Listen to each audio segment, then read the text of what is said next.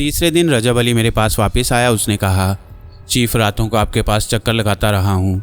ये मत समझना कि इन 3 दिनों में मैंने तुम्हारी खबर ही नहीं ली। कहो तो मैं तुम्हें तुम्हारी मसरूफियात के बारे में बताऊं? या रजब तू कह रहा है तो ठीक ही कह रहा होगा।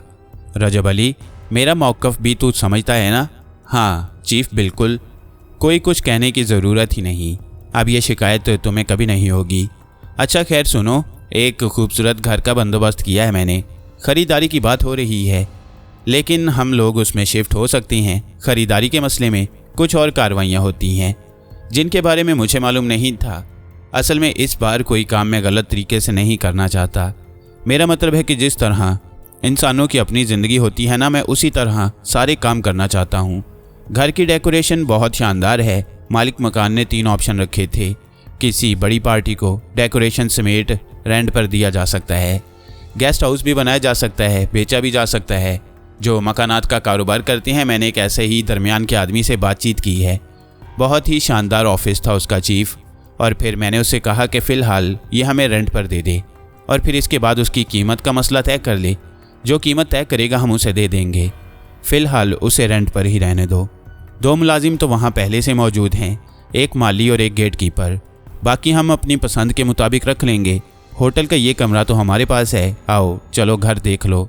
और वाकई रजब अली को अब हर तरह का तरीका आ गया था। शहर के एक दौलतमंद इलाके में एक इंतहाई खूबसूरत मकान था जो दुनिया की हर शय से आरास्ता था। यकीनी तौर पर उसके अखराजात भी बेपनाह होंगे। रजब अली ने मुझसे वादा ले लिया था कि मैं उसकी हर हदायत पर अमल करूँगा। चुनाचे वो खुद सारे काम कर रहा था। हम लोग उस घर में फ़रोकश हो गए। एक इंतहाई शानदार कार भी वहाँ मौजूद थी जो बहरहाल हमारी ज़रूरत भी थी। चौकीदार और माली ने हमारा इस्तकबाल किया। माली ने कहा, साहब यहाँ एक बावर्ची काम करता था। जब मकान खाली हुआ तो उसकी ज़रूरत नहीं रही। बहुत अच्छे खाने वगैरह पकाता है। एक सफाई करने वाला भी था। उन दोनों को छुट्टी दे दी गई, मगर हमें उनके ठिकाने मालूम हैं। अगर आप हमें हुक्म करो तो ले आओ उन दोनों को। तकरीबन 1 हफ्ता हमने इसी तरह गुजारा। शाम में सैर करने निकल जाते। बावर्ची वगैरह भी आ गए। खाना वगैरह पकाने की भी कोई तकलीफ़ नहीं थी, लेकिन ज़्यादातर खाना बाहर ही खा लिया करते। इसके अलावा वो शानदार होटल अल्बानो भी हमारा ठिकाना था। अल्बानो बहुत ही शानदार होटलों में शुमार होता और वहाँ मुख्तलिफ़ किस्म की तफरीहात जारी रहती। उस दिन भी अल्बानो में कोई तकरीब थी। गालिबन कोई बहुत ही बड़ी शख्सियत यहाँ मौजूद थी। उसकी खुशामदीद के बैनर जगह जगह लगे हुए थे। कोई सियासी शख्सियत थी या फिर कोई सनती शख्सियत। बाद में पता चला कि एक पूरा वफ्द है जो दुनिया के 24 मुल्कों में सफ़र करता हुआ यहाँ पहुँचा है। एक बैनुल-अक़वामी राब्ता हो रहा है कारोबार की दुनिया में। बहरहाल ये हमारा मौजू नहीं था, लेकिन रजब अपनी आदत से मजबूर था। उसने कहा, चीफ ज़रा माहौल तो देखो। समझ में नहीं आता इतनी खूबसूरत लड़कियां कैसे पैदा हो जाती हैं। ताज्जुब की बात है।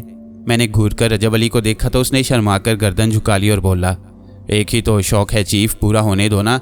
बहरहाल हम लोग वहाँ बैठ गए। मीटिंग शुरू होने में अभी थोड़ी सी देर थी। वो वफ्द नहीं आया जो गैर मुल्की था। मुकामी लोगों में बड़े बड़े आला पाए के लोग मौजूद थे। हम लोगों ने भी एक गोशा संभाल लिया। मीटिंग के लिए एक बहुत बड़ा पोर्शन मखसूस कर दिया गया। यहाँ बैठकर वहाँ की कार्रवाइयाँ देखी जा सकती थीं दफ़अतन। रजब अली ने सरसराती आवाज़ में कहा, चीफ ज़रा उधर देखो। मेरा अंदाज़ा था कि यकीनन उसे कोई खूबसूरत लड़की नज़र आई होगी। मैंने उसकी निगाहों के ताक़ुब में देखा। एक मेज़ पर एक नौजवान अकेला बैठा हुआ था।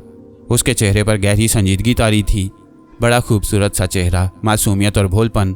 वह बिल्कुल संजीदगी से बैठा हुआ था। उसने एक बड़ी जैकेट पहनी हुई थी। इस शानदार होटल में उसका लिबास सबसे मामूली था। जैकेट कुछ ज़्यादा ही फूली हुई थी। एक लम्हे के लिए मेरी समझ में कुछ नहीं आया। रजब अली सरसराती हुई आवाज़ में बोला, चीफ इस जैकेट के नीचे बम बंधे हुए हैं क्या? मैं उछल पड़ा। रजब अली के लहजे की संजीदगी और एक खौफजदा सी सरसराहट मुझे एहसास दिला रही थी कि जो कुछ वो कह रहा है गलत नहीं है। और फिर नौजवान के लिबास का अंदाज भी कुछ ऐसा ही था। मैंने कहा, रजब अली 100% चीफ, 100%। मगर तूने कैसे देख लिया? बाद में बता दूंगा चीफ के कैसे देख लिया, लेकिन वो बहुत खौफनाक बम बांधे हुए है जो रिमोट कंट्रोल है। मेरे खुदा, इसका मकसद है कि यहाँ कोई खौफनाक कार्रवाई होने वाली है। यह शख्स गालिबन एक वफ्त की आमद का इंतज़ार कर रहा है। भागें चीफ। जितने ताकतवर बम इसके जिस्म से बंधे हुए हैं उससे तो अंदाज़ा होता है कि ये पूरा होटल ही उड़ जाएगा। रजब अली, जब हमें यह मालूम हो चुका है तो हमारा कुछ फ़र्ज़ नहीं बनता? होटल में लातादाद इंसान मौजूद हैं, गुनाहगार और बेगुनाह। जिन लोगों को ख़त्म करना चाहता है वो अपनी जगह, लेकिन उसके साथ साथ ही जो तबाही आएगी क्या वो होने दी जाए? हुक्म दो चीफ, रोका जा सकता है इसे। आपका खादिम किस दिन काम आएगा? तो फिर करो कोई कार्रवाई। मैं करता हूँ, रजब अली ने कहा और फिर अपनी जगह से उठकर चंद कदम आगे बढ़ा। मेरी निगाहें उसका ताकुब कर रही थीं। चंद कदम आगे बढ़ते ही वो निगाहों से ओझल हो गया। एक सतून के ऊपर हाथ रखा था उसने, लेकिन उसके बाद उसकी जगह खाली हो गई। मैं फटी फटी आंखों से कार्रवाई देख रहा था। फिर मैंने उस नौजवान को कुछ बेचैन सा देखा। वो इधर उधर देखने लगा और उसका अंदाज चौंका चौंका सा था। पता नहीं क्या हुआ। कुछ लम्हों के बाद रजब अली की आवाज़ मुझे अपने कानों में सुनाई दी। आ जाओ चीफ, मैंने इस बम के सारे फ्यूज़ काट दिए हैं, आ जाओ ज़रा। और इसके बाद मैं अपनी जगह से उठ गया। मैंने देखा कि अचानक रजब अली उस नौजवान के पास नमूदार हुआ। वो उसकी पास वाली कुर्सी पर बैठा हुआ था। नौजवान ने चौंक कर उसे देखा। इतने में मैं भी उसके करीब पहुंच गया। घबराओ नहीं, तुम हमें नहीं जानते, लेकिन हम तुमसे अच्छी तरह वाकिफ़ हैं। नौजवान के चेहरे पर जुनून के आसार नजर आने लगे। तुम जो कोई भी हो, एक लम्हे के अंदर अंदर यहाँ से उठ जाओ। अगर तुम्हारा ताल्लुक तंजीम से भी है तो इस वक्त मैं किसी से गुफ्तगू करने के मूड में नहीं हूँ। मेरी जान, तंजीम के सरबराह ने हमें तुम्हारे पास भेजा है। प्रोग्राम अचानक कैंसिल हो गया है। गालिबन तुम्हारी ज़िंदगी के कुछ और दिन बाकी थे, वरना ज़ाहिर है कि धमाके के साथ तुम्हारे भी चीथड़े उड़ जाने थे। आ जाओ, तुम्हें यहाँ नहीं रुकना है। हमें यही हदायत देकर भेजा गया है। उसने खूंखार निगाहों से हम दोनों को देखा, फिर दांत पीस कर बोला, हद हो चुकी है। मैं ज़िंदगी ख़त्म करने पर आमादा हुआ हूँ तो मुझे रोका जा रहा है। क्या ये बातें करना मुनासिब है यहाँ? अभी थोड़ी देर के बाद चारों तरफ सिक्योरिटी के अफराद फैल जाएंगे, बल्कि मुमकिन है आसपास मौजूद भी हों। आ जाओ, तुम्हें नई हदायत दी जाएंगी। ये अल्फाज मैंने सिर्फ तंजीम का नाम सुनकर कहे थे। मैं उसकी सूरत देख रहा था। वो झिल्लाए हुए अंदाज में उठ खड़ा हुआ। मैंने और रजब अली ने भी अपनी जगह छोड़ दी। हम दोनों उसके साथ बाहर निकल आए। उसने गुर्राई हुई आवाज़ में कहा, कहाँ मरना है अब? आ जाओ, मैंने सख्त लहजे में कहा और इसके बाद हम दोनों अपनी कार की जानिब चल पड़े। एक शदीद सनसनी सारे वजूद में फैली हुई थी। अगर रजब अली की तेज़ निगाहें उस शख्स का जायज़ा ना लेती तो कल के अखबार उस हौलनाक तबाही से भरे हुए होते जो एक 7 स्टार होटल की तबाही थी। पता नहीं रजब अली ने वो बम कैसे देख लिए। गर्ज ये कि हम कार में बैठकर चल पड़े और फिर से हमारी मंजिल वही इमारत होनी थी जिसमें हम रिहाइश पजीर थे। नौजवान ने गेट से अंदर दाखिल होते हुए कहा, यह नई जगह है तो फिर देखो, मुझसे सलीके से बात करो। मेरा एक इशारा तुम्हें दूसरी दुनिया में पहुंचा देगा। आओ दोस्त आओ, इशारेबाजी अच्छी नहीं होती, रजब अली ने कहा। कार से उतरकर हम दोनों इमारत के उस अंदरूनी हिस्से में पहुंचे जहां खूबसूरत और आरामदेह तहखाना भी था। हमने उधर ही का रुख किया। तहखाने में पहुंचकर रजब अली ने उससे इंतहाई नरम लहजे में कहा, बैठ जाओ, क्या नाम है तुम्हारा?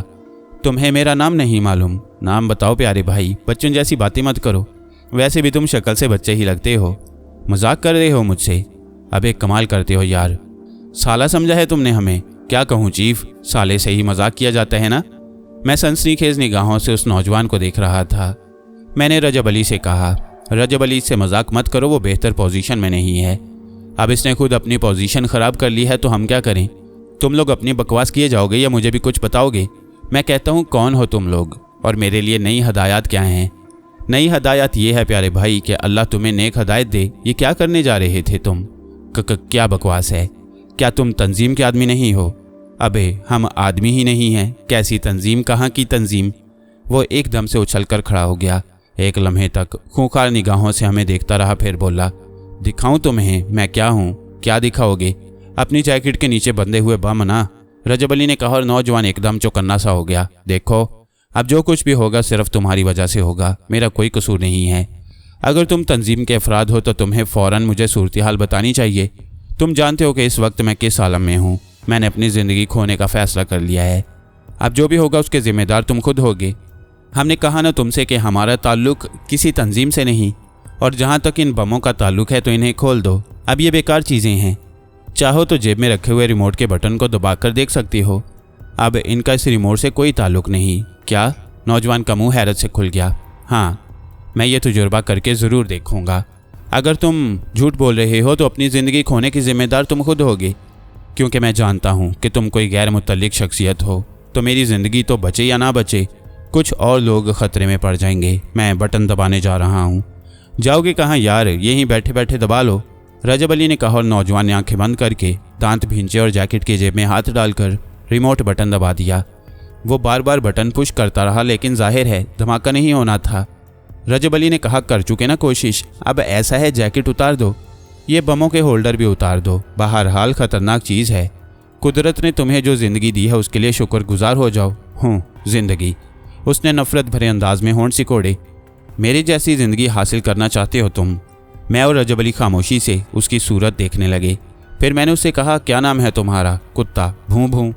वो मस्करेपन से बोला, नाम बताओ दोस्त, हम तुम्हें कुत्ता कभी नहीं कहेंगे। तुम्हारे कहने या ना कहने से क्या होता है, मैं कुत्तों से बदतर हूँ, समझे? कुत्तों से बदतर। और एक बात मैं तुम्हें बता दूं, अगर तुम मुझे वहाँ से धोखा देकर ले आए हो तो बस फिर यूँ समझ लो कि मेरी माँ और मेरी बहन शदीद खतरे से दो चार हैं। वो लोग उन्हें कत्ल कर देंगे। उन्होंने मुझे ये वार्निंग दे दी थी। क्या कहें? कहाँ है तुम्हारी माँ बहन? क्या उनके कब्ज़े में हैं? नहीं, मैं उन्हें अपने घर ही छोड़ आया था, क्योंकि उन लोगों को मुझ पर एतबार था कि मैं ये काम कर लूँगा। अपने घर का पता बताओ। तुम हो कौन आखिर? प्लीज़ अपने घर का पता बताओ। देखो, तुम अगर किसी तंजीम के लिए काम कर रहे हो तो अभी उस वक्त को वहाँ पहुँचने में कुछ देर बाकी है। उन्हें इस बात का अंदाज़ा नहीं होगा कि तुम अपना मिशन छोड़कर चले आए हो। वो तो जब अपना काम अंजाम नहीं दोगे तब वो तुम्हारी बहन और माँ की जानिब मुतवज्जा होंगे। हम उससे पहले उन्हें वहाँ से हटा लेंगे। नौजवान अजीब सी निगाहों से हमें देखने लगा। फिर उसने दुख भरे अंदाज में गर्दन हिलाते हुए कहा, पता नोट कर लो, तुम उन्हें वहाँ से नहीं हटा सकोगे। बहरहाल उन्होंने अपने आदमी हमारे घर पर तैनात किए हुए हैं। पता बता दो प्यारे भाई, रजब अली ने कहा और वो एक पता दोहराने लगा। रजब अली बोला, चीफ इन्हें कुछ खिलाओ पिलाओ, मैं अभी आया। रजब अली ने मेरे जवाब का इंतज़ार भी ना किया और कमरे के दरवाजे से बाहर निकल गया। मैं जानता था कि इसके लिए वो कोई लंबा सफ़र नहीं करेगा। उसके लिए मतलूबा जगह पहुंच जाना कोई मुश्किल बात नहीं थी। नौजवान एकदम फिर उछल पड़ा और बोला, क्या कर रहे हो तुम लोग, क्या कर रहे हो? अरे जालिमो, 17 साल की है मेरी बहन, सिर्फ 17 साल की। कुछ नहीं देखा उसने दुनिया में। मार देंगे वो लोग, उसे बुरी तरह हलाक कर देंगे।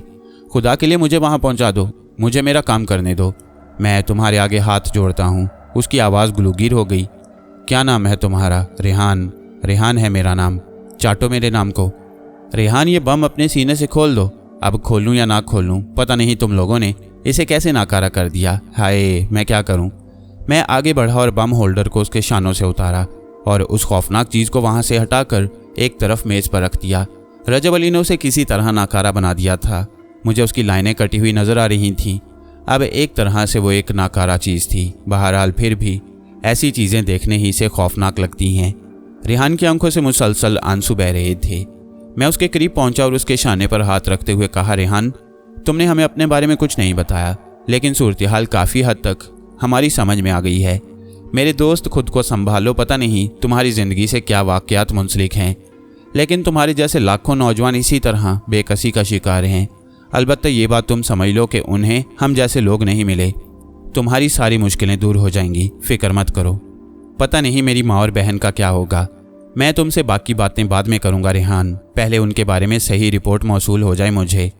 लेकिन एक दरख्वास्त है तुमसे कि इसके बाद जज्बाती होने की कोशिश मत करना, कम से कम उस वक्त तक जब तक तुम ये महसूस ना करो कि तुम्हारी माँ और बहन को नुकसान पहुँच चुका है। दूसरी बात यह है रेहान कि तुम होटल में ये बम ब्लास्ट करने जा रहे थे। जाहिर है तुम भी साथ ही ख़त्म हो जाते और उसके बाद तुम अपनी माँ और बहन के लिए कुछ भी नहीं कर सकते। अब भी तुम अपने आप को थोड़ी देर के लिए उसी कैफियत में समझ लो। उसने कोई जवाब ना दिया। मैंने कुक को बुलाने के लिए घंटी बजा दी। थोड़ी देर के बाद हमारा बावर्ची आ गया तो मैंने उससे चाय बनाने के लिए कहा और ये भी कहा कि खाने पीने की कुछ अशिया साथ रहे। मैं कुछ नहीं खाऊंगा, कुछ नहीं पीऊंगा, प्लीज़। अच्छा ठीक है, ठहर जाओ, थोड़ी देर इंतज़ार कर लो। मैंने भी यही फ़ैसला किया कि रजब अली की कार्रवाई का रद्द अमल मालूम हो जाए, उसके बाद देखेंगे। मैंने कोशिश करके उसे कुछ खिला दिया। उसका रवैया भी कुछ नरम होता जा रहा था। वो वहशत उसके अंदर कम होती जा रही थी। उसने कहा, मुझे अपने बारे में ही बता दो, कौन हो तुम लोग? मुझे यहाँ क्यों लाए हो?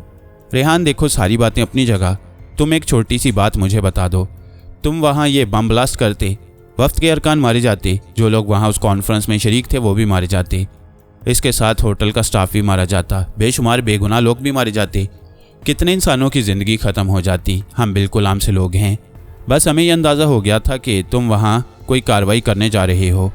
यूँ समझ लो कि हमने तुम्हारी जैकेट के नीचे बमों की मौजूदगी का एहसास कर लिया। तो फिर तुमने उसके कनेक्शन किस तरह काटे? बड़ी आसानी से। बस समझ लो ये मेरे साथी का फ़न है। वह एक माहिर जेब तराश है और ऐसे ऐसे कारनामे सर अंजाम दे लेता है कि कोई सोच भी नहीं सकता। मैं यकीन नहीं कर सकता। चलो यकीन मत करो, मगर इस बात को तस्लीम तो करोगे कि इतने बेगुनाह लोगों की ज़िंदगी तुम्हारे ज़रिए जा रही थी। यार तुम मेरे बारे में कुछ भी नहीं जानते। एक ज़ख़म हूँ, एक नासूर हूँ। मेरा उज़्व दुखता है। अगर तुम मेरे अंदर झांक कर देख लो तो तुम्हें बहते हुए सड़े हुए खून और पीप का दरिया नजर आएगा। सब कुछ ख़त्म हो गया है मेरे अंदर। एक माँ और एक बहन की कफ़ालत नहीं कर सका मैं। दुनिया ने मुझे बहन की कीमत तो पेश करना चाहिए, उसके तन का लिबास और पेट के लिए रोटी, अज़राए इंसानियत देने की पेशकश नहीं की। एक गुर्दा बेच चुका हूँ मैं अपना। एक गुर्दे पर गुजारा हो रहा है। हर चीज़ बेचने के लिए तैयार हूँ, दिल, गुर्दा, फेफड़े, दिमाग। और जब इंसान अपने उज़्व को फ़रोख्त करने पर आमादा हो जाता है तो फिर ज़मीर बेचने में उसे कोई दिक्कत नहीं होती। एक बिके हुए ज़मीर से तुम इंसानों की ज़िंदगी की बात कर रहे हो। अरे मुझे बताओ, मेरी आबरू, मेरी इज़्ज़त, मेरा एहसास, ये सारे सौदे जो हुए थे मेरी ज़िंदगी में, क्या उसका भी किसी को कोई अंदाज़ा है? बस समझ लो, शराफत का हर रास्ता इख्तियार करने की कोशिश की, हर अमल किया। जब अपनी सलाहियतों से किसी को मुतासिर करने में कामयाब नहीं हो सका तो हाथ जोड़े गिड़गिड़ाया उन सब के सामने। किसी ने मुझ पर तवज्जो नहीं दी। हाँ, जब लोगों को इस बात का इल्म हो गया कि एक नौजवान बहन का भाई हूँ तो फिर मेरे सर पर दस्ते शफ़क़त भी रखा गया, मुझे दोस्त भी कहा गया और इसके बाद खुल्लम खुल्ला कह दिया गया कि बहन की सौदागरी करूँ, कोई मुश्किल ही नहीं रहेगी। किसी एक आदमी को भी कत्ल करके फांसी पर चढ़ना मुझे गवारा ना हुआ। मैंने सोचा कि अब इस दुनिया को भी कायम नहीं रहना चाहिए। कोई मरता है, कोई जीता है, मुझे इससे कोई गर्ज नहीं। समझे? समझ रहा हूँ रेहान, ये एक कहानी नहीं है। ऐसी कहानियाँ तो जगह जगह बिखरी पड़ी हैं। तो तुम अखबारात भी पढ़ रहे होगे, रोज़ाना की खबरें भी सुन रहे हो। एक जगह नहीं, दुनिया भर में ये कार्रवाई हो रही है और हर कार्रवाई का पस मंज़र कुछ न कुछ ज़रूर है। भुगतो, जो कर रहे हो वो भुगतो। इंसानियत लुगत से इस लफ्ज़ को निकाल क्यों नहीं देते? कम अज़ कम इस नाम को सुनकर शर्म तो ना आए। वो खामोश हो गया, फिर एकदम हंस पड़ा और बोला, अच्छी तकरीर कर रहा हूँ ना? मैंने कोई जवाब नहीं दिया। दफ़अतन मुझे कुछ अजीब सा एहसास हुआ। ऐसा एहसास रजब अली की खुफिया आमद पर होता था। मैं एकदम चौंक पड़ा। तभी रजब अली की आवाज़ मेरे कान में सुनाई दी, चीफ ज़रा बाहर आ जाओ। रेहान मेरी जानिब मुतवज्जा नहीं था। मैंने उसके शाने को थपकते हुए कहा, तुम आराम करो रेहान, ज़हनी तौर पर बहुत थके हुए हो। अरे तुमने मुझे हलाक कर दिया है, तुम थके होने की बात करते हो। हाँ, मुझे अपनी ज़िंदगी की तो कोई परवाह नहीं है, लेकिन मेरी माँ और बहन ज़मानत के तौर पर उनकी निगरानी में हैं। बेशक उन्होंने उन्हें अपने घर में ही रहने दिया है, लेकिन मुझसे साफ साफ कह दिया था कि जब तक तुम ये काम करके अपना फ़र्ज़ इंजाम नहीं दे लोगे, उन दोनों को तंजीम की तहवील में रखा जाएगा। हाँ, उनकी तरफ से बेफिक्र रहना, तुम्हारी मौत के बाद उन्हें ज़िंदगी भर कोई तकलीफ़ नहीं होगी, ये हमारा वादा है। अरे भाई, जब मैं अपना काम सर अंजाम नहीं दूंगा तो क्या होगा मेरी माँ और बहन का? इसके लिए हमें सिर्फ चंद घंटे दे दो, हम उन दोनों को तुम्हारे पास पहुंचा देंगे। ये हमारा वादा है, आराम से यहाँ बैठो। वह तंज़िया अंदाज में हंसा और मैं उठकर बाहर निकल आया। मेरी छठी इसने एकदम मुझे बताया कि रजब अली का इस तरह बेजिस्म मेरे पास आना बेमायनी नहीं है, कुछ हुआ है। बहरहाल रजब अली बाहर जिस्मानी शक्ल में मौजूद था। उसके चेहरे पर गहरी संजीदगी नज़र आ रही थी। मैंने सवालिया अंदाज में उसे देखा तो वो बोला, आओ चीफ। वो लोग उन्हें ले गए। रजब अली के अल्फाज बड़े सनसनीखेज थे। उसके अंदाज में भी एक अफसोसनाक कैफियत थी। मैं उसके साथ दूसरे कमरे में आ गया। हाँ रजब अली, बताओ क्या हुआ? चीफ, मैं उस जगह का पता लगाकर वहाँ पहुँचा। कोई ख़ास बात नहीं थी, वो घर खाली था। मैंने अंदर दाखिल होकर जायज़ा लिया तो चंद ही लम्हों के अंदर अंदर अंदाज़ा हो गया कि यहाँ खासी छीना झपटी हुई थी और कुछ बर्तन भी टूटे हुए पड़े थे, पैरों की चप्पलें वगैरह भी। लेकिन मैंने बाहर निकलकर पड़ोसियों से मालूमात हासिल की तो पड़ोसियों ने बताया कि रेहान की वालदा और बहन एक काले रंग की कार में बैठकर कहीं गई हैं। पड़ोसियों से थोड़ी बहुत मालूमात हासिल की, लेकिन कोई ख़ास बात मालूम ना हुई, ना ही काले रंग की कार का कोई नंबर मिला है चीफ। वो लोग उन बेचारों को ले गए। फिर मैं वहाँ से होटल पहुँचा। मीटिंग ख़त्म हो गई। वफ्द के अरकान वापस चले गए। जिन लोगों ने वहाँ के लिए मंसूबा बनाया है वो नाकाम हो गए और चीफ, अब इसके बाद उस बेचारे के साथ अच्छा नहीं होगा। मैं गहरी सोच में डूब गया। काफ़ी देर तक मैं और रजब अली खामोश उस कमरे में बैठे रहे। फिर रजब अली ने कहा, चीफ मुझे एक बात बताओ, तुम्हारी ज़िंदगी का कोई एक अहम मिशन जिसकी तुम तकमील करना चाहते हो? मेरा मतलब शमशेरा के सिवा नहीं, और कोई मिशन नहीं है मेरी ज़िंदगी का। मैं तो बस, तुम समझ लो रजब अली, कि वीरानों में भटक रहा हूँ, दिल के वीरानों में। जब कभी मुझे यह एहसास होता है कि शमशेरा जगराजन राज के कब्ज़े में है। नहीं चीफ, क्यों इस तरह सोचते हो? यार उसे ले तो वही गया था। रजब अली, शमशेरा अगर मुझे मिल जाए तो यकीन कर मैं आटे दाल की दुकान खोलकर भी बैठ सकता हूँ। इंसान अपनी जिद्दोजहद से थक कर या फिर यूं समझ ले कि अपनी उम्र को तस्लीम करके आखिरकार गोशा नशीनी इख्तियार करता ही है। मैं भी अपना एक ऐसा पुरसुकून गोशा चाहता हूँ अपने लिए, जहाँ शमशेरा मेरी ज़िंदगी की साथी हो। तूने मिशन की बात की है ना, तो यही मेरा मिशन है। और उस वक्त तक चीफ, जब तक शमशेरा भाभी तुम्हें हासिल ना हो जाएं, मेरा मतलब है कि क्या तुम इवन कार्लोस की जिद्दोजहद से इत्तफाक नहीं करते? नहीं, अगर इत्तफाक ना करता तो कभी का पुरसुकून गोशा अपना चुका होता। असल में मैं यही कहना चाहता हूँ चीफ कि हम उस वक्त तक कम से कम वही करते हैं जो हमारी ज़िंदगी का मिशन है। हाँ, कर रहे हैं। देखते हैं ये कौन सी तंजीम है जो इतने सारे लोगों की ज़िंदगी से खेल रही है। चीफ, इस तरह के वाक़यात दुनिया भर में हो रहे हैं। मुख्तलिफ लोग मकासद के लिए ये सब कुछ कर रही हैं। मुझे शदीद इख्तलाफ है उन बेगुनाहों की ज़िंदगी लेने वालों से जिनका कोई कसूर नहीं होता। वो गेहूं के साथ घुन की तरह पिस जाते हैं और मेरे हिसाब से ऐसे मजलूम लोगों की दादरसी करना सबसे बड़ा इंसानी फ़र्ज़ है। यार, कसूर हमारा नहीं है। रेहान को यहाँ तक लाकर हमने एक अच्छा काम किया, इसमें कोई शक व शुबे की बात नहीं। लेकिन उसकी माँ और बहन का उन लोगों के चुंगल में चले जाना भी एक दुख भरा अमर है। मैंने अभी थोड़ी देर पहले ही रेहान से कहा था कि उसकी माँ और बहन को उसके सुपुर्द कर दिया जाएगा। वो एक दुखी नौजवान है। शदीद तरीन जिद्दोजहद करने के बाद आखिरकार उसने माँ और बहन के लिए ज़िंदगी दाव पर लगा दी। पहले उसने उनकी ज़रूरियात पूरी करने के लिए अपना एक गुर्दा बेचा और अब ज़िंदगी ही बेच बैठा। खुद तो बच गया, लेकिन माँ और बहन सूली पर चढ़ गईं। कोई ऐसी तदबीर नहीं हो सकती रजब अली कि उन्हें तलाश किया जाए?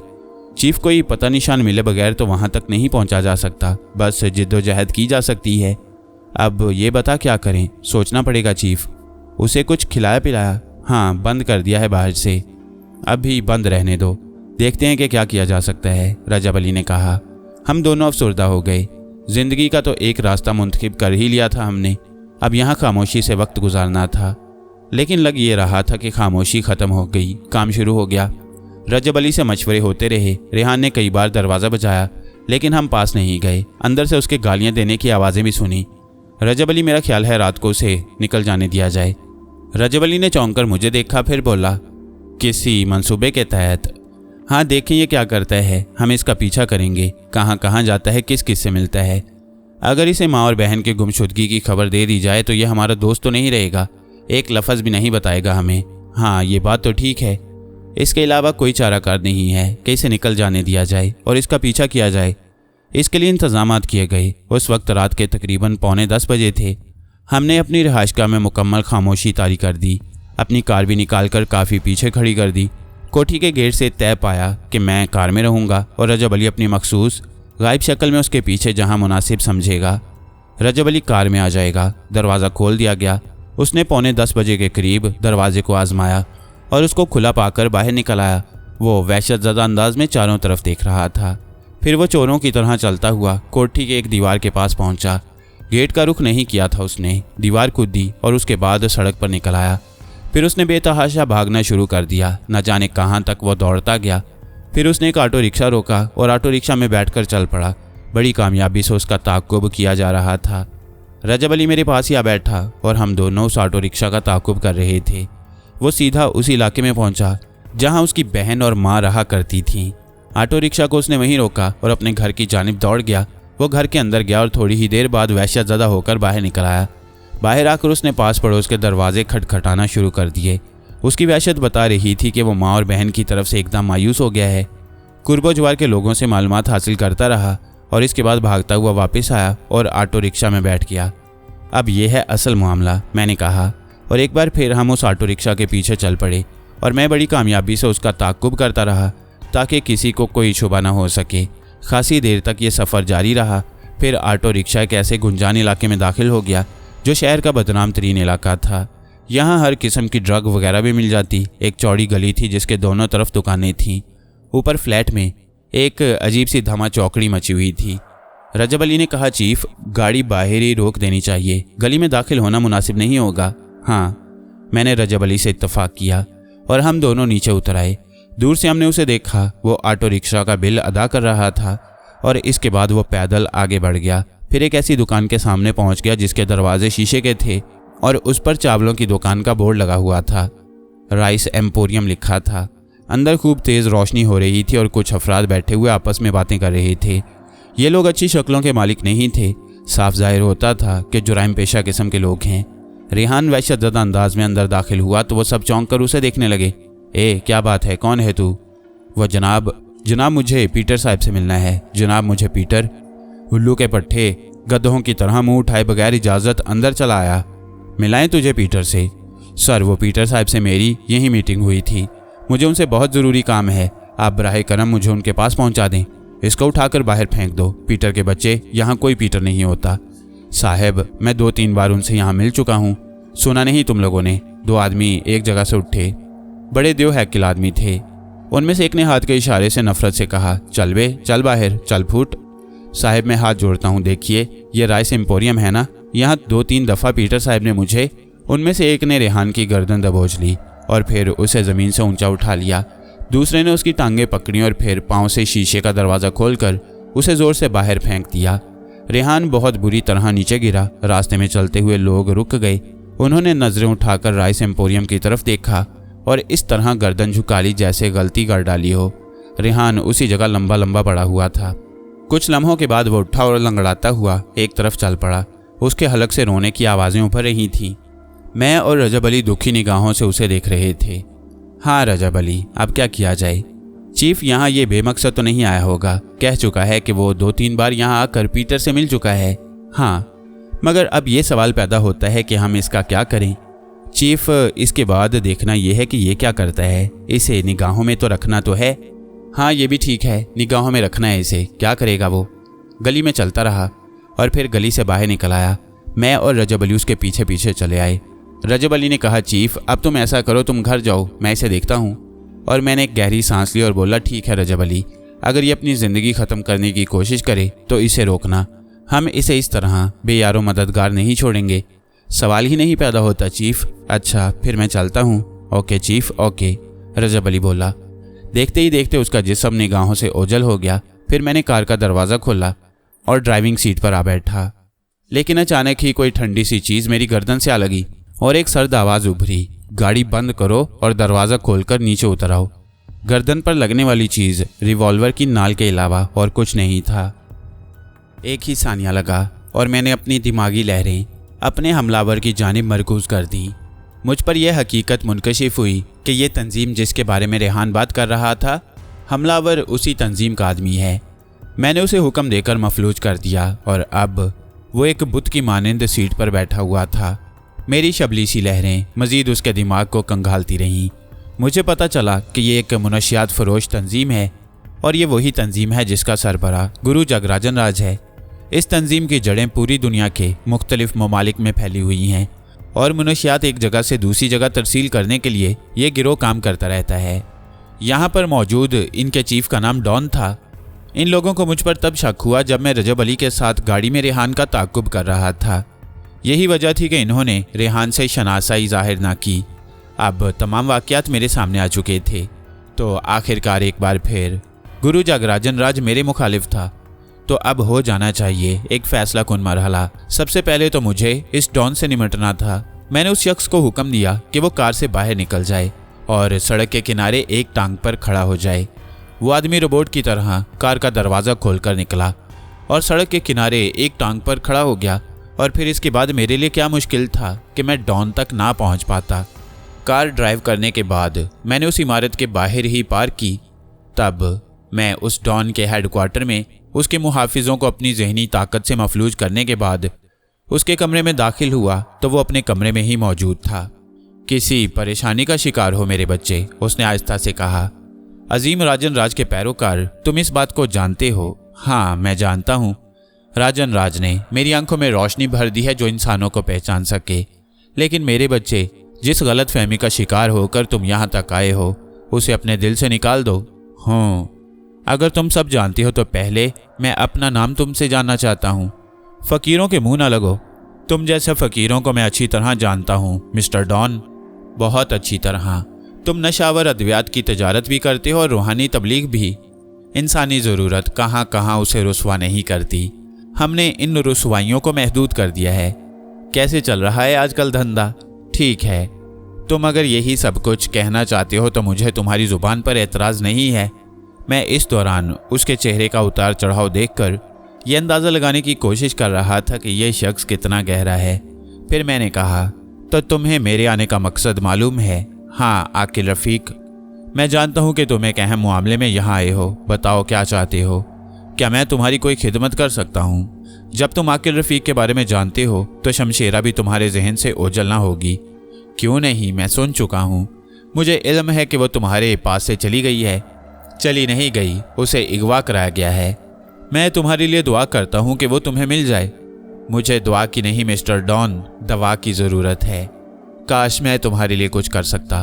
तुम मेरे लिए बहुत कुछ कर सकते हो डॉन। ये बताओ शमशेरा कहाँ है? तुमसे किसने कहा कि मैं उसकी रिहाइशगाह से वाकिफ़ हूँ? तुम अपने इल्म के ज़रिए भी बता सकते हो। तुम वैसे भी बता सकते हो। वो राजन राज के पास है। राजन राज ही वो शख्स है जिसने शमशेरा को अगवा किया। मैंने उसकी आंखों में एकदम सख्ती महसूस की। उसने भारी लहजे में कहा, सुनो आकिल, राजन राज के बारे में तुम्हारी मालूमात बहुत कम है। तुम पहले भी उसके खिलाफ काम कर चुके हो, लेकिन वो अजीम है। बुराई करने वालों को मुआफ़ कर देता है। शमशेरा को अगवा करने वालों से उसका कोई ताल्लुक नहीं। वो तो सिर्फ इंसानियत की भलाई के लिए अपनी ज़िंदगी वक्फ किए हुए है। वैसे मैं तुम्हें मशवरा देता हूँ कि अब शमशेरा को भूल ही जाओ। इस मशवरे के पस मंज़र में क्या है? मैंने सवाल किया। मेरी मुट्ठियाँ अब भिंचने लगी थीं। उसे देखकर मेरे दिल में नफ़रत के तूफान उमड़ रहे थे। बस जो कुछ मैंने तुमसे कहा वही तुम्हें करना होगा। ठीक है मिस्टर डॉन, जो कुछ तुमने कहा वो मैं नहीं करता। मैं जानना चाहता हूँ कि शमशेरा इस वक्त कहाँ है, और शमशेरा नहीं तो राजन राज कहाँ है? उसके होंठों पर खफीफ सी मुस्कुराहट उभर आई जिसमें नफ़रत की परछाइयाँ साफ नजर आ रही थीं। फिर उसने कहा, तुम सूझबूझ छोड़ते जा रहे हो। तुम जब्त का दामन हाथ से छोड़ रहे हो, और ऐसी सूरत में तुम्हारी ज़िंदगी खतरे में पड़ सकती है। हो सकता है कि तुम कुछ किए बगैर यहाँ से वापस ना जाओ, लेकिन मैं तुम्हारे साथ दोस्ताना अंदाज में ही पेश आऊँगा। उसने कहा और एक कुर्सी पर जा बैठा। फिर उसकी आंखें छत की जानिब उठ गईं। तुम बहुत गुस्ताख हो। राजन राज का नाम इस तरह लेती हो कि मुझे गुस्सा आने लगता है, लेकिन मेरे लिए यही बेहतर है कि मैं गुस्से से परहेज़ करूं। उसने कहा और हंस पड़ा। क्यों हंस रहे हो? क्या ज़िंदगी की आखिरी हंसी महसूस करके? मैंने सवाल किया। नहीं डियर, ऐसी बात नहीं है। मेरी ज़िंदगी कब ख़त्म होगी इसका मुझे इल्म है। तो फिर तुम सुन लो। अगर तुम उसका पता नहीं बताओगे तो शायद इस वक्त मेरे हाथों से बच ना सको। तुम अपने फैसले पर नज़रसानी नहीं कर सकते। मेरे मासूम बच्चे, मेरे बच्चे, मुझे तुमसे हमदर्दी है। जाओ। अगर तुमने मेरी बात ना मानी तो मुझे इस सिलसिले में ज़िंदगी भर दुख रहेगा। अब तुम हर दुख से आज़ाद हो जाओगे। हाँ, तुम्हें बाहर जाने का रास्ता याद है। इस बार उसने खासी रुखाई से कहा, और मैं एक लम्हे के लिए सोच में डूब गया। डॉन से जो गुफ्तगू हो चुकी थी वो काफ़ी थी। इसके बाद जो सूरत हाल पेश आएगी उसका अंदाज़ा करने के लिए मुझे इस वक्त जल्दबाजी से काम नहीं करना चाहिए। चुनाचे मैं दरवाजे की जानिब बढ़ गया। दरवाजे के बाहर कोई मुहाफिज मौजूद ना था। बस मैं रफ्ता रफ्ता आगे बढ़ता हुआ एक और दरवाजे की जानिब पहुंच गया। अभी मैं बाहर भी नहीं निकलने पाया था कि दो मुसल्लह अफराद मुझे बाहर से अपने सिमत आते हुए नजर आए। उनकी आंखों में नफरत के आसार साफ नजर आए थे। मुझे अंदाज़ा हो गया कि कोई गड़बड़ होने वाली है। उन्होंने आगे बढ़कर मेरी गर्दन पर हाथ डालने की कोशिश की, लेकिन मैं पीछे हट गया। क्या चाहते हो तुम लोग? चलो यहाँ से निकल जाओ, और इसके बाद कभी दर का रुख ना करना। डॉन नरम दिल है, वरना तुम्हारी यहाँ से वापसी मुमकिन नहीं होती। मैं एक लम्हे के लिए खामोश रहा और फिर इस अंदाज में आगे बढ़ा कि उन्हें यह महसूस हो कि मैं दरवाजे से बाहर निकल रहा हूँ। लेकिन दरवाज़ा खोलने से पहले ही मैंने अचानक रिवॉल्वर निकाल लिया, और रिवॉल्वर का दस्ता करीब खड़े हुए एक शख्स के जबड़े पर पड़ा, और मेरी बाएं हथेली दूसरे की गर्दन पर। उसकी गर्दन की हड्डी टूटने की आवाज़ सुनाई दी। जिस शख्स पर मैंने रिवॉल्वर का दस्ता इस्तेमाल किया वो अभी झूल ही रहा था, जबकि उसकी गर्दन की हड्डी टूटी थी। वो औंधे मुंह ज़मीन पर पड़ा था। उसका बदन बुरी तरह ज़मीन पर तड़प रहा था। मैंने फुर्ती से दूसरे की गर्दन पर एक भरपूर हाथ मारा, और इस बार ये चोट पहले से ज़्यादा शदीद थी। फिर मेरे बाएं पैर की ठोकर दूसरे की कनपट्टी पर पड़ी। यूं उन दोनों की कहानी ख़त्म हो गई। मैं एक लम्हे के लिए फ़ैसला नहीं कर पाया कि अब मुझे क्या करना चाहिए, लेकिन दूसरे ही लम्हे मैंने फ़ैसला कर लिया कि अब डॉन को छोड़ना मुनासिब नहीं। चुनाचे मैं फुर्ती से अंदर की जानिब चल पड़ा। मैंने झिर्री से झांक कर देखा। डॉन कमरे में एक मेज़ के सामने यूं खड़ा था कि उसकी पुश्त दरवाजे की तरफ थी। वो गालिबन किसी टेलीफोन का रिसीवर उठाए हुए था। वो भारी आवाज़ में किसी से कह रहा था, हाँ वो यहाँ मौजूद है। तुम गधे हो, तुम उसे पहचान नहीं सके। उसका यहाँ तक पहुँच जाना कितना ख़तरनाक है इसका तुम्हें अंदाज़ा नहीं। मैं उसे कत्ल करा सकता हूँ, लेकिन वो पागल हो चुका है और उसे समझना बेकार है। वो बहुत से लोगों को मौत के घाट उतार चुका है और हम मजीद उसे इजाज़त नहीं दे सकते। तुम कह दो कि अब उसकी ज़िंदगी मुनासिब नहीं। मैं उसकी सारी बातें सुन रहा था। चंद लम्हों के बाद उसने टेलीफोन रख दिया और मैं आहिस्ता आहिस्ता अंदर दाखिल हो गया। मेरा रिवॉल्वर वाला हाथ उठा हुआ था। तब उसे अचानक मेरे कदमों की चाप का एहसास हुआ और वो किसी सांप की तरह पलटा। मुझे देखकर उसके होंठों पर मुस्कुराहट फैल गई। तुम मुझे कत्ल करना चाहते हो मेरे बच्चे, लेकिन ये तुम्हारे लिए मुमकिन नहीं। क्यों? क्या तुम्हारी जान किसी तोते वगैरह में है? नहीं मेरे बच्चे नहीं। सुनो, मैं तुमसे क्या कहना चाहता हूँ। उसने दोनों हाथ उठाकर कहा, मुझे सिर्फ एक बात बताओ कि राजन राज कहाँ है। तो तुम ऐसे नहीं मानोगे, उसने कहा और मेरी कुव्वत बर्दाश्त जवाब दे गई। मैंने उसकी पेशानी का रुख करके पिस्तौल का ट्रैगर दबा दिया। उसकी पेशानी में एक सुराख हो गया और फिर खून की चादर उसके चेहरे पर फैल गई। वो खून के सुरख नकाब पहने कुछ देर खामोश खड़ा रहा और फिर मुंह के बल फर्श पर आ रहा। मैंने ठोकर से पलटकर उसे देखा। वो मर चुका था। गोली उसकी पेशानी से घुसकर अकबी हिस्से से पार हो गई और नीचे ज़मीन पर खून फैलता जा रहा था। इमारत से निकलकर मैंने कार की ड्राइविंग सीट संभाली और कार अपने होटल की जानिब मोड़ ली। रास्ते भर में मुख्तलिफ मंसूबे बनाता रहा कि अब गुरु जगराजन राज के खिलाफ मुझे किस तरह कार्रवाई करनी होगी। अब तो रजब अली भी मेरे पास था। होटल में पहुंचकर मैं अपने कमरे में आ गया और रजब अली का इंतज़ार करने लगा। रजब अली वापस आया तो मैंने उससे कहा, रिपोर्ट। रजब अली बोला, यस सर चीफ। मैंने रेहान का पीछा किया और एक सड़क के किनारे उसे 4 अफराद ने घेर लिया। इसके बाद वो उसे गाड़ी में बिठाकर एक नामालूम मुकाम की जानिब रवाना हो गए। किस्सा मुख्तसर, वो अपने अड्डे पर पहुंच गए और वहां जाकर रेहान को कैद खाने में बंद कर दिया। चूंकि वो अपने मिशन में नाकाम हो चुका था, इसलिए इंतकाम के तौर पर तंजीम उसकी माँ और बहन को पहले ही अगवा कर चुकी थी और अब रेहान से सवालात करने वाले थे। ये इमारत उस तंजीम का कोई कैद खाना मालूम होती थी, क्योंकि वहाँ रेहान, उसकी माँ बहन के अलावा भी कोई 150 के करीब अफराद कैद थे। बहरहाल मेरे अंदर कैदियों के लिए हमदर्दी जाग पड़ी। और फिर चीफ, तुम्हारे हीरो की एंट्री हुई, यानी मेरी। मैंने गैबी हालत में बंदूक उठाए मुहाफिजों की पिटाई करना शुरू कर दी। गार्ड्स में भगदड़ मच गई, क्योंकि उन्हें कोई मार पीट रहा था और कोई नज़र नहीं आ रहा था। उन्हें लगा हो सकता है उन पर पथराव किया जा रहा हो, इसलिए उन्होंने मुख्तलिफ अतराफ अंधाधुंध फायरिंग शुरू कर दी। मैं उनकी इस हालत से काफ़ी लुत्फ़अंदोज़ होता रहा और साथ ही साथ उनकी मज़ीद पिटाई करता रहा। मार खा खाकर सारे मुहाफिज अदमुए हो गए और फिर वो सब के सब खौफजदा होकर वहाँ से भाग गए। मैंने रेहान, उसकी माँ और बहन को आज़ाद किया। इमारत में मौजूद बाकी कैदियों को भी रिहा किया और उन्हें बताया कि अब वो सब आज़ाद हैं। अब यहाँ से जाएं और अपनी ज़िंदगी सुकून से गुजारें। अब कोई उन्हें तंग करने नहीं आएगा। मैं तारीफ़ी नज़रों से रजब अली को देख रहा था। इसके बाद मैंने उसे अपनी कार्रवाई के मुतालिक बताया तो रजब अली मेरी बात सुनकर सोच में गुम हो गया। इसके बाद बोला, चीफ, एक वक्त था जब जिन्नात ने आपकी मदद करने से इनकार कर दिया, लेकिन मेरे उस्ताद एक जिन हैं जिनका नाम अकबर है। मैं उनसे मशवरा करके आता हूँ और आपको बताता हूँ कि अब हम गुरु जगराजन राज से कैसे निमट सकते हैं, क्योंकि बहुत अरसा गुजर चुका है और हम सिर्फ अपना दिफा कर रहे हैं। सिर्फ एक बार अब हमें उस शैतान के खिलाफ फैसला कुन जंग करनी पड़ेगी। मैं रजब अली के फैसले से मुत्तफिक था। रजब अली चला गया और 2-3 रोज़ तक वापस ना आया। फिर उस दिन सुबह मैं अपने कमरे में ही मौजूद था और नाश्ते से फारिग होकर बैठा था कि रजब अली की आमद हुई। क्या रहा रजब अली? चीफ, खुशखबरी है तुम्हारे लिए, रजब अली ने मुसर्रत से कहा। मैंने पूछा, कौन सी खुशखबरी मेरे दोस्त? तो रजब अली ने बताया कि उसके उस्ताद जिन अकबर को जब उसने सारी दास्तान सुनाई तो वो गौर व फिक्र में डूब गई। इसके बाद उन्होंने अपना कोई अमल किया और मुझे बताया कि शमशेरा वाकई गुरु जगराजन राज के कब्ज़े में ही है। इस वक्त गुरु जगराजन राज भारत के एक साहली जजीरे पर मौजूद है। बहुत जल्द उसके तमाम तंजीम के सरबराहों से खुफिया मीटिंग होने वाली है। इस मीटिंग का मकसद पूरी दुनिया में तंजीम की सूरत हाल का जायज़ा लेना और नए सिरे से पॉलिसी बनाना है। चंद दिन बाद होने वाली इस मीटिंग से गुरु जगराजन राज खुद खिताब करेगा और अपने अफकार और मकासद उस मुजरिम तंजीम के सरबराहों तक मुंतकिल करेगा। पता चला है कि इस तंजीम का पहला मकसद दुनिया में फैले हुए उनके नेटवर्क का इस्तेमाल करके ऐसे अफराद को मंजरेआम से हटाना है जो कि उस मुजरिम तंजीम को खातिर ख्वाह नुकसान पहुंचा चुके हैं। अलगर्ज वो अपने दुश्मनों का सफाया चाहते हैं। और आपको पता है चीफ कि उनकी हिट लिस्ट पर सबसे पहला शख्स कौन है? मैं चौंक गया और रजब अली से मुखातिब हुआ, कौन है? रजब अली बोला, आकिल रफ़ीक।